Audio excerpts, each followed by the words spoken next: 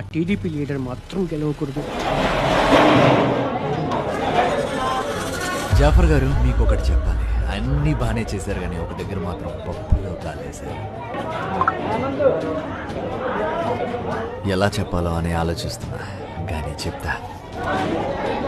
నిజంగా చెప్పాలంటే మోడీకి పెద్ద చెప్పే అంత వేరియేషన్ అయితే లేదు.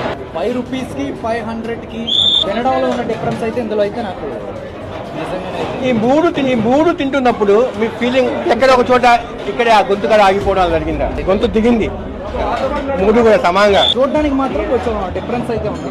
ఇంక ఇప్పుడు జాఫర్ గారికి 3 ప్లేట్లలో అన్నా క్యాంటీన్ది ఏ ప్లేట్ అని చెప్పాల్సిన టైం వచ్చింది.